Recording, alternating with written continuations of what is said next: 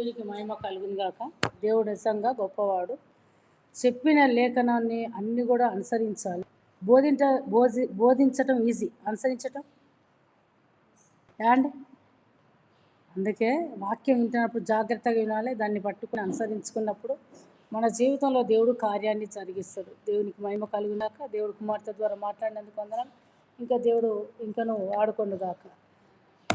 మత్తయి సువార్త 15వ అధ్యాయం. మత్తయి సువార్త 15వ అధ్యాయం 21 నుంచి చదువుకుందాం. దయచేసి నేనే చదువుతాను, మీరు చూడండి. మత్తయి సువార్త 15వ అధ్యాయం 21 నుంచి 28 వరకు వాక్య భాగం చదువుకుందాం. యేసు అక్కడి నుండి బయలుదేరి తూరు సీదోన్ల ప్రాంతంలోకి వెళ్ళగా, ఇదిగో ఆ ప్రాంతం నుండి కానాన్ స్త్రీ ఒక్కతే వచ్చి, ప్రభువా, దావీదు కుమారుడా, నన్ను కరుణించుము, నా కుమార్తె దయ్యము పట్టి బహుగా బాధపడుచున్నదని కేకలు వేసాను. అందుకు ఆయన ఆమెతో ఒక మాట అయినను చెప్పలేదు. అప్పుడు ఆయన శిష్యులు వచ్చి, ఈమె మన వెంబడి వచ్చి కేకలు వేస్తున్నది గనుక ఈమెను పంపివేయడని ఆమెను వేడుకొనగా, ఆయన ఇశ్రాయేలులో ఇంటివారైనను నశించిన గొర్రెల యొద్దకు కానీ మరి ఎవరి యొద్దకు నేను పంపబడలేదు. ఆయనను ఆమె వచ్చి ఆయనకు నొక్కి, ప్రభువా, నాకు సాయము చేయమని అడిగాను.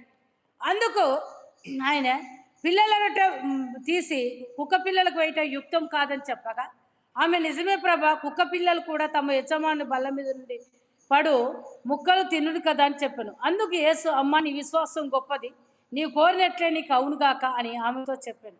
ఆ గడియలోనే ఆమె కుమార్తె స్వస్థత నొందెను. దేవుడు పరిశుద్ధ మాటలు దీవించును గాక. ప్రార్థన చేసుకున్నాం. మహిమోన్నతుల దేవ, సర్వోన్నతునికి వందనాలు చెల్లిస్తున్నాం ప్రభు. మత్తయి సువార్త 15వ అధ్యాయం 21 నుంచి 28 వరకు వాక్యాలు చదివిన తండ్రి, వాక్యం ద్వారా మీరు మాట్లాడి సహాయం చేయమని ఏసునామమున తండ్రి, ఆమేన్. అక్కడ స్త్రీ గురించి రాయబడినది కానానీయులు. దేనికి స్తోత్రం. కానానీయులు ఎవరంటే దేవుని ఎరిగిన వారు కాదు, విగ్రహారాధికులు. అంతేకాకుండా వారు చూడండి, దేవుని గురించి విని చూడండి, యేసు అక్కడి నుండి బయలుదేరి తూరు సీదోను ప్రాంతం వెళ్ళే, ఇదిగో ఆ ప్రాంతం నుండి కానాన్ స్త్రీ ఒక్కతే. ఎందుకనంటే వారెవరు కూడా దేవుని అందు విశ్వాసం ఇచ్చిన వారు కాదు, దేవుని ఎరిగిన వారు కాదు. కాబట్టిగా ఒక్క స్త్రీ ఒక్కతే వచ్చింది. దేనికి స్తోత్రం. హల్లెలూయా. ఒక్క స్త్రీ, నేను చెప్తాను ఇప్పటికి కూడా జాగ్రత్తగానండి, ఒక్క స్త్రీ జ్ఞానవంతురాలైతే మీ కుటుంబాలు కట్టబడతాయి, మీ జీవితాలు కట్టబడతాయి. దేనికి స్తోత్రాలు. హల్లెలూయా. జ్ఞానవంతురాలు తన ఇల్లు కట్టుకుని మూడరాలు తన ఇల్లు ఏమైతాట, సోమరుల లెక్క ఉండదు. జ్ఞానంతో ఉండాలి, జ్ఞానయుక్తంగా నడుచుకోవాలి, జ్ఞానంతో మసులుకోవాలి, కుటుంబాన్ని ఎలా నడిపించుకోవాలి, జీవితాల్లో ఎలా ఎదగాలి, ఎలా అభివృద్ధి చెందాలి, ఆత్మీయంగా ఎలా ఎదగాలి, ఇది ఏం చేయాలంటే మనం నేర్చుకోవాల్సిన పాఠాలు. దేనికి స్తోత్రాలు. హల్లెలూయా. కానాని స్త్రీ చూడండి ఒక్కతే వచ్చింది. వచ్చి ఒక మాట అంటారు చూడండి, ప్రభువా, దావీదు కుమారుడా, నన్ను కరుణించుమనాలి. చూడండి, తగ్గింపు జీవితం ఎక్కడ పడుతుందట. దేవుని దగ్గరకు వచ్చి, ప్రభువా, నన్ను బాగు చేయి, ఇది చేయి, అది చేయని సవాలు వేయలే. అక్కడ నన్ను కరుణించుమని అడుగుతా, దీన మనసుతో అడుగుతుంది. అక్కడ అయ్యా నన్ను కరుణించుమని దీన మనసుతో అక్కడ అడిగి, నా కుమార్తె దయ్యము పట్టి బహు బాధపడుచున్నది, కేకలు వేసాను. దేనికి స్తోత్రాలు. హల్లెలూయా. ఏం పట్టిందట, దయ్యం పట్టినప్పుడు ఏం చేస్తారట, కలవరలు లేపుతుంటుంది, అల్లరి లేపుతుంటుంది.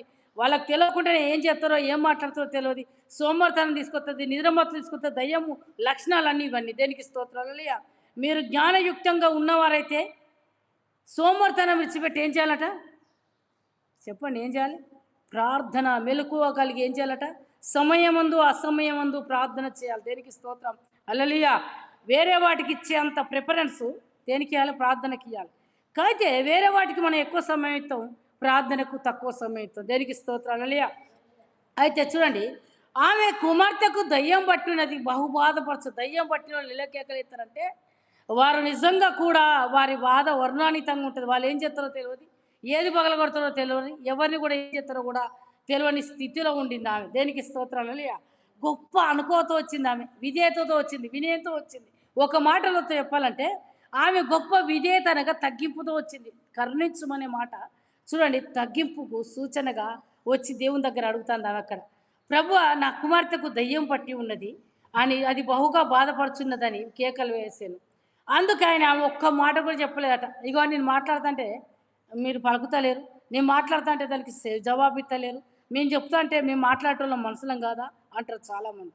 అక్కడ ప్రభు ఏమంటాడు, ఒక్క మాట కూడా సమాధానం చెప్పకుండా వెళ్ళిపోతాను. దేనికి స్తోత్రాలు. హల్లెలూయా. ఆయనను అప్పుడు ఆయన శిష్యులు వచ్చి ఈమె మన వెంబడి వచ్చి కేకలు వేయుచున్నది కనుక ఈమెను పంపివేయని ఆయనను వేడుకొనగా, ప్రభువా మీరు మాట్లాడతలేరు, శిష్యులు ఈమెను కేకలు వేసుకుంటా దేవుని వెంబడి మన ప్రార్థన కూడా దేవుని బ్రతిమలాడే రీతిగా, కేకలు వేసే రీతిగా, ఆయనను బ్రతిమలాడే రీతిగా మన జీవితంలో కార్యం జరిగేంత వరకు చూడండి ఏం చేయాలట, కేకలు వేయాలి. కేకలు వేసే అనుభవంలోనికి రావాలి, ప్రార్థన అనుభవంలోనికి రావాలి, మోకాళ్ళ అనుభవంలోనికి రావాలి, బాగా ఆ దేవుని సన్నిధిలో గోజాడే అనుభవంలోనికి మనం రావాలి. దేవునికి స్తోత్రాలు. హల్లెలూయా. ఆమె చూడండి ఏ బావుగా కేకలెత్తంది, ఆమెను పంపేయండి ప్రభా, పంపివేయాలని అడిగినప్పుడు చూడండి ఆమె విశ్వాసాన్ని దేవుడు పరీక్షిస్తాను. ఏమి పరీక్షిస్తాడంటే కొన్నిసార్లు మన విశ్వాసాన్ని కూడా దేవుడు ఏం చేస్తాడట, పరీక్షిస్తా అంటాడు. కార్యాలు జరుగుతలేదు, విడుదల దొరుకుతలేదు, స్వస్థత దొరుకుతలేదు. దేనికి స్తోత్రాలు. హల్లెలూయా. అన్ని విషయాలలో కూడా చూడండి కొన్ని చూడండి దేవుడు పరీక్షించిన నరుడు ధన్యుడు. దేవుని చేత పరీక్షించబడాలి. మనం మనసుల చేత పరీక్షించబడినట్టయితే ఫలితం దొరకదు, కానీ దేవుని చేత పరీక్షించబడాలి. నిన్ను ఎంతగానంటే అగ్నిలో పెట్టి శోధించినటువంటి శోధనలు వస్తాయి. నా జీవితంలో ఎదుర్కొన్నా నేను, పెళ్ళైన నాటి నుంచి ఈనాటికి కూడా ఇంకా ఎదుర్కొంటూ వస్తూనే ఉన్నా. దేనికి స్తోత్రాలు. హల్లెలూయా. ఆ పరీక్షలే నన్ను నిజంగా కూడా ఈ స్థాయికి నిలబెట్టే. దేనికి స్తోత్రాలు. హల్లెలూయా. ఎందుకంటే శ్రమలు లేని జీవితం క్రైస్తవ జీవితము కాదు. శ్రమలు అనుభవించాలి, బాధలు అనుభవించాలి, అన్నీ అనుభవించాలి. ఎందుకంటే మన సుఖాలు అనుభవించినట్టయితే మన జీవితంలో ప్రార్థన చేయలేం. దేనికి స్తోత్రాలు. హల్లెలూయా. ఆమె వచ్చి మాటి మాటికి ఆయన వెంబడిబడి కేకలు వేయచ్చు. ఆ అరుపులు వస్తున్నప్పుడు చూడండి ఆయన ఒక మాట మంచిగా అన్నాడు. చూడండి, ఆయన ఇశ్రాయేలులో ఇంటి వారైన నశించిన గొర్రెల యొద్దకే కానీ మరి ఎవని యొద్దకు నేను పంపబడలేదు. ఏదట, ఏ నశించే గొర్రెల యొద్దకు, నశించే వారి యొద్దకు పోయి ఆయన రక్షించడానికి వచ్చిండు ఈ లోకానికి. ఎందుకంటే లూకాసు వార్త 19:10 నశించేదాన్ని వెతికి రక్షించకు మనిషి కుమారుడు ఈ లోకానికి వచ్చింది. నశించే గొర్రెల యొద్దకు వచ్చింది కానీ నశించని వారికి. ఎందుకంటే మనకిచ్చిన తలాంతులు జ్ఞాపకం ఉంచుకోండి. మంచం కింద కుంచం కింద పెడితే ప్రయోజనము ఏం చేయాలట, మరి ఏం చేయాలి చెప్పండి, మీరే చెప్పండి ఏం చేయాలి? మనకిచ్చిన తలాంతులు మంచం కింద కుంచం కింద పెట్టకుండా ఉండాలంటే ఏం చేయాలి? మీకు ప్రయాణాలు పడాయి, ఊర్లలోకి రారు, సువార్త చెప్పరు, సాక్ష్యం చెప్పరు. మరి మీ తలాంతులు ఏం కావాలి? భూమిలో పాతి పెట్టాలనా, వెలుగునిచ్చుటకు దీపస్తంభం మీద పెట్టాలి? చెప్పండి, మీరే చెప్పండి. ఎక్కడ పెట్టాలమ్మా, ఎక్కడ పెట్టాలి? దీపస్తంభం మీద పెట్టాలంటే మనం బయటికి రావాలి, సువార్త ప్రకటించాలి. నీ వంతు పని నువ్వు దేవుడు నీ జీవితంలో జరిగించిన మేలుకి ఏం చేయాలట, సమయంలో అసమయంలో సువార్త ప్రకటిస్తూనే ఉండాలి. దేనికి స్తోత్రం. హల్లెలూయా. నమ్రత కలిగి, విధేయత కలిగి ఉండాలి. దేనికి స్తోత్రం. హల్లెలూయా. వివేకంతో ప్రార్థన చేయాలి. మనం మాట్లాడుతున్నప్పుడు కొన్ని మాటలు ఆసి చూసి మాట్లాడుకోవాలి. వివేకము కలిగల సువివేకం లేని సుందరసి పంది ముక్కునున్న బంగారు కమ్మి వంటిదని రాయబడింది. దేనికి స్తోత్రం. అందుకే వివేకం కలిగి ఉండాలి. దేనికి మహిమ కలుగును కాక. ఈమె చూసినట్టయితే చూడండి, నశించిన గొర్రెల యొద్దకే కానీ మరి ఎవని యొద్దకు నేను పంపబడలేదు. ఆయనను ఆమె వచ్చి ఆయనకు మ్రొక్కి, ప్రభువా నాకు సాయం చేయమని అడిగాడు. అందుకే చూడండి 118 కీర్తనలో చూసినట్టయితే 10వ వచనంలో 8వ వచనంలో మనసులో నమ్ముకుంటే కంటే యెహోవాను ఆశ్రయించుట మీరు. దేవుడు తప్పితే ఈ లోకంలో ఎవ్వరు కూడా, ఏ బంధాలు శాశ్వతం కాదు, ఏ ప్రేమ శాశ్వతం కాదు, ఏది శాశ్వతం కాదు. దేవుడు ఒక్కడే నమ్మదగినవాడు. దేనికి స్తోత్రం. హల్లెలూయా. అన్ని బంధాలు కొద్ది వరకే ఉంటాయట. ఎన్ని వరకు ఉంటాయట? కొద్ది వరకే. భార్య భర్తలైనా, కొడుకు బిడ్డ, తల్లి కొడుకులైనా, తల్లి తండ్రి కొడుకులైనా, అక్క చెల్లెలైనా, అన్నదమ్ములైనా, ఏదైనా. మా అమ్మ నాన్న ప్రేమించలు ఉన్నారా ఇంతవరకు? వెళ్ళిపోయాను, వాళ్ళ సమయం వచ్చింది వెళ్ళిపోయాను.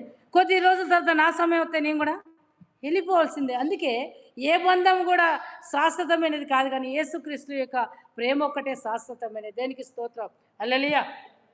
అయితే చూడండి ఆయన దగ్గరికి వచ్చి చూడండి ఆమె వచ్చి ఆయనకు మ్రొక్కి, ప్రభువా నాకు సహాయము చేయమని అడిగాను. ఎవరిని సాయం చేయమంటుందమ్మా? దేవుణ్ణి నాకు సహాయం చేయి ప్రభువా. ఎందుకంటే ఆయన ఒక్కడే కార్యం చేయగలడు.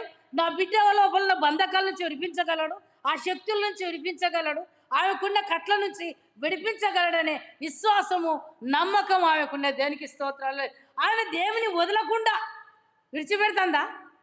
దేవుని ఆమె మనమన్న అప్పుడప్పుడు వదిలిపెడతాం, కానీ ఈమె ఆయనను వదలకుండా దావీదు కుమారుడా నన్ను కరుణించు అని చూడండి, నా బిడ్డ కేకలు వేయిచున్నదని ఆమె దావీదు కుమారుడానికి కేకలు వేయచ్చు ఆయన వెంబడిస్తున్న దేనికి స్తోత్రం హల్లెలూయా.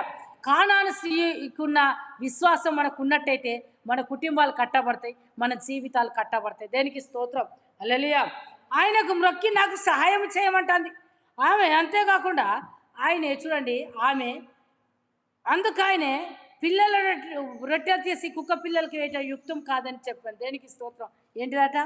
పిల్లల యొక్క రొట్టె ముక్కలు తీసి కుక్క పిల్లలకు వేయట యుక్తం కాదని. ఎందుకనంటే చూడండి, ఆమె వంశావళిని జయించుకున్నది. కానాని స్త్రీ యొక్క చూడండి జీవితాన్నే మార్చబడింది. ఆమె యేసు ప్రభును వెంబడించు కేకలు వేసుకుంటా రావటం వల్ల చూడండి, ఆమె కానాని స్త్రీ యొక్క పేరు స్థిరస్థాయిగా ఇందులో రాయబడినది. దేనికి మహిమ కలుగును గాక. కానానీలు చూడండి, వారు చూడండి ఆమె దేవుని వెంబడించుకుంటూ దావీదు కుమార్తె కరుణించుము, నా కుమార్తె దయ్యం బట్టి బాధపడుచున్నదని అరుచుకుంటూ కేకలు వేసుకుంటూ ఆయనను వెంబడించింది. దేనికి స్తోత్రం హల్లెలూయా. ఆమె మంచి విధేయతతో గౌరవంతో మాట్లాడింది, దావీదు కుమారుడా నన్ను కరుణించుమని. కానీ ఏమయ్యా కరుణిత్తలేవు, ఏం చేస్తలేవు, ముట్టుకుంటలేవు, నా బిడ్డను బాగు చేస్తలేవు అని అగౌరవమైన మాటలు అక్కడ వాడలేదు. దేనికి స్తోత్రం హల్లెలూయా. ఆయన దగ్గరికి వచ్చినప్పుడు నమ్మకంతో రావాలి. దేనికి స్తోత్రం. ఆమె కుమార్తె బాగుపడుతుందనే నమ్మకము ఆమెకున్న. దేనికి స్తోత్రం హల్లెలూయా. చూడండి, వినయ మనసుతో ఆయన వెంబడించాలి. మనం వెంబడించినప్పుడు ఎల్లు ఉండాలట, వినయము గల మనసుతో ఆయనను మనం వెంబడించే వారిగా ఉండాలి. దేనికి స్తోత్రం హల్లెలూయా. అంతేకాకుండా చూడండి, ఆమె ఒక మాట అన్నది అక్కడ చూసినట్టయితే, రొట్టెలు తీసుకొని కుక్క పిల్లలకు వేయటం యుక్తం కాదని చెప్పగా ఆమె నిజమే ప్రభా, కుక్క పిల్లలు కూడా తమ యజమాని బల్ల మీద నుండి పడు ముక్కలు తినును కదా అని చెప్పని. ఏంటంటే చూడండి, యజమానుడు తినే బల్ల మించబడే రొట్టె ముక్కలు తిని జీవించునని ఒక మాట, మంచి మాట అక్కడ వాడబడింది. దేనికి స్తోత్రం హల్లెలూయా. అందుకు చూడండి, యేసు ప్రభు ఒక మాట అన్నాడు. అందుకు యేసు, అమ్మ నీ విశ్వాసం గొప్పది, నీవు కోరినట్లే నీకు అవునుగాక. ఏం చేయాలట? గొప్ప అనుకోతో దేవుని దగ్గరికి రావాలి, విశ్వాసంతో రావాలి, విధేయతతో ఉండాలి దేవుని దగ్గర, గౌరవప్రదమైన మాటలు ఉపయోగించాలి. దేనికి స్తోత్రం హల్లెలూయా. వదలకుండా దేవుని ఏం చేయాలట? వెంబడించే వారిగా ఉండాలి, విడిచిపెట్టే వారికి ఉండదు. వదలకుండా దేవుడు మన మాట, మన మొర వినేంత కూడా ఆయనను వెంబడించే బిడ్డలుగా మనం ఉండాలి. క్రమంగా మనం మాట్లాడేది ప్రతిదీ కూడా మర్యాదపూర్వకంగా ఉండాలి. అంతేగా వినయ మనసుతో దయతో కూడిన మాటలు ఉండాలి. దేనికి స్తోత్రం హల్లెలూయా. పట్టుదలతో చూడండి, లూకాసు వార్త 18వ అధ్యాయంలో రాయబడినది, ఒక విధవరాలు ఆయన దగ్గరికి వచ్చి మాటికి వచ్చి ఏం చేస్తుంది? నాకు న్యాయం తీర్చమని గోజాడుతాను. దేనికి స్తోత్రం హల్లెలూయా. ఆమె మాటికి వచ్చి గోజాడటం వల్ల ఆయన ఏం చేసినట? త్వరగా న్యాయం తీర్చడం తన మనసులో న్యాయాధిపతి అనుకున్నాడు. దేనికి మహిమ కలుగును గాక. అందుకు యేసు, అమ్మ నీ విశ్వాసం గొప్పది. ఈ లోకంలో ఎవరికి లేని విశ్వాసం మనకు ఉండాలి. ఎట్లుండట? గొప్ప విశ్వాసం ఉండాలి. దేనికి స్తోత్రం. ఎవరికి లేని విశ్వాసము, నమ్మకం మనకు ఉన్నట్టయితే కార్యం జరిగిస్తుంది. దేనికి స్తోత్రం. అందుకే ఆయన పాపాన్ని ప్రేమించే దేవుడు కాదు, కానీ పాపిని ప్రేమించిన దేవుడు. ఒక్కసారి చేసి వదిలిపెడితే ప్రేమిస్తాడు, పదే కుక్క తన వాంతి తిరిగినట్టుగా తిరిగితే ప్రేమించదు. దేనికి స్తోత్రం హల్లెలూయా. అందుకే చూడండి, నీ విశ్వాసం గొప్పది, నీకు కోరినట్లే నీకు అవునుగా కానీ ఆమెతో చెప్పండి.